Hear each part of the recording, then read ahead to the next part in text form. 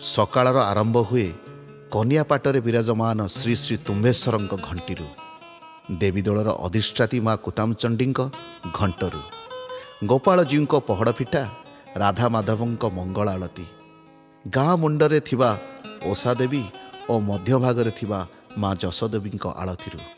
ମୋ ଗାଁ ଗଜରାଜପୁର, ମୋ ଗାଁ ଗଜରାଜପୁର, ମୋ ଗାଁ ଗଜରାଜପୁର। ଭାଇଚାରାରେ ଗାଁର ସମ୍ପର୍କ ଡୋରି, 12 ମାସରେ 13 ପର୍ବ ବାହାପୁଆଣୀ। ଗଜମାନେ ହାତୀ, ରାଜାମାନେ ରାଜବଂଶୀୟ ଶାସନ। ଘୋଡ଼ା ହାତୀ ବନ୍ଧା ହେଉଥିଲା ଆମ ଗାଁ ଦାଣ୍ଡରେ। ପୁର ଅର୍ଥ ସୁନ୍ଦରପଲ୍ଲୀ। ମୋ ଗାଁ ଗଜରାଜପୁର, ମୋ ଗାଁ ଗଜରାଜପୁର, ଗଜରାଜପୁର। ଏଇଠି ମୋର ଷଠି ଘର, ଗୁରୁଙ୍କର ଚାଟଘର। ଏଇଠୁ ଲମ୍ବିଛି ସମ୍ପର୍କର ଡୋରି।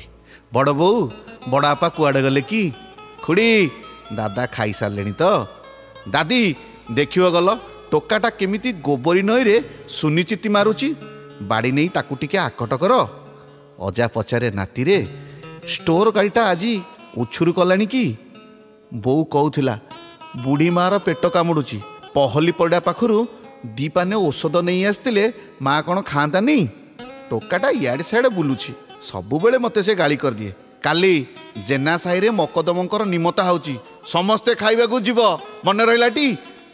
ବାରେ କି ସମ୍ପର୍କର ଡୋର। ମୋ ଗାଁ ଗଜରାଜପୁର, ମୋ ଗାଁ ଗଜରାଜପୁର। ସରିନି ଏତିକି, ଆହୁରି ଅଧିକା ଅଛି, ବହୁତ ଲେଖା ବାକି ଅଛି। ଲେଖାଟି ଲେଖୁଛନ୍ତି ଆମ ଗାଁର ଗର୍ବ ଗୌରବ କବି ଗୌରାଙ୍ଗ ଦାସ। ମୋ ଗାଁ ଗଜରାଜପୁର, ମୋ ଗାଁ ଗଜରାଜପୁର, ଗଜରାଜପୁର।